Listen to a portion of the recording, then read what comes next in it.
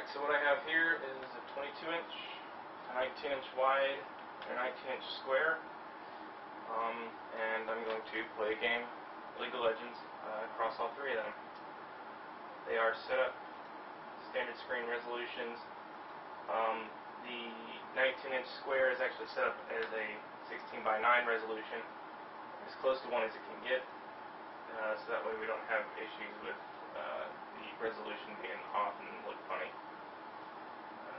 Start the game.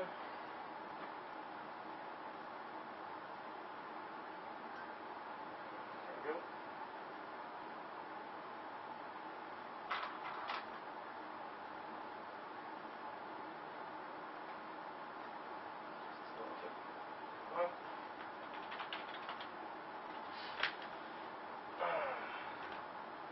And I'll just do a practice match because I really don't know the standings of how Riot handles multiple monitor gaming, especially when dealing with a game that's only really meant to be played on a single monitor. So I've just been doing practice games or custom games and just create one, throw some bots in, stupid name.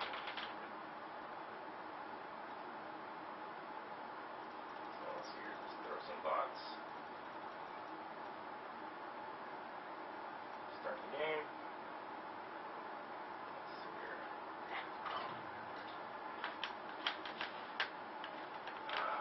Let's go.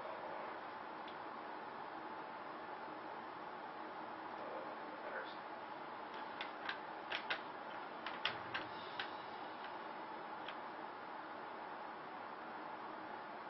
So I'm using two video cards. I have two 8800s, and they're in just standard form, no SLI.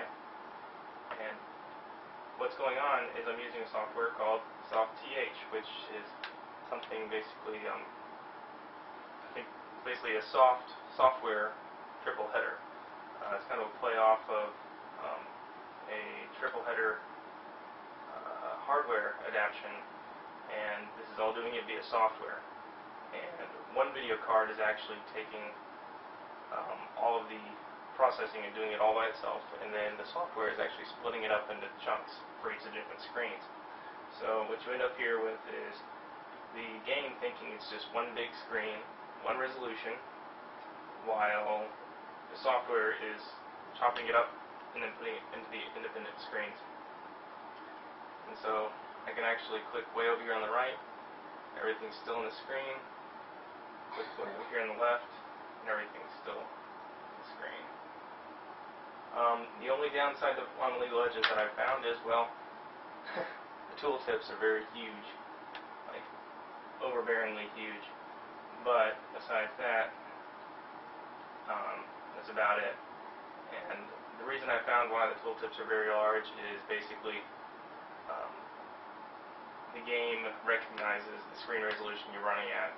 In my case, it would be a resolution of about 4600 by 1050, and so it bases the size of these things on the width of the screen. So 4600, and then it does an adaptation for the size.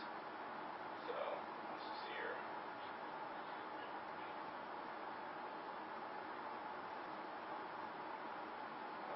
Let's see what to buy. Magic, let's just go with something simple. Now, and go with overload for now. And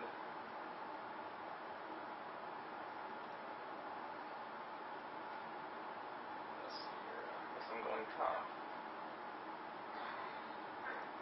There's some interesting things to note when you're playing with these multiple screens. You'll notice whenever they're on the third screen, that would normally be out of your field of view. They kind of stutter, and they don't really walk fluidly, but as soon as they get into a normal field of view, they start walking smoothly again.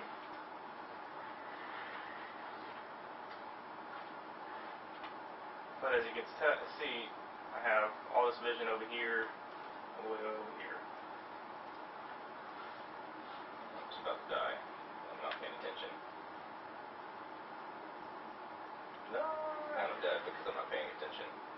you get the idea.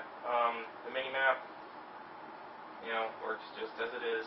I don't know if you'll be able to see it in the video, but there's a huge section over here, and it shows exactly what you're looking at. So let's see, I'm just going to teleport to the front.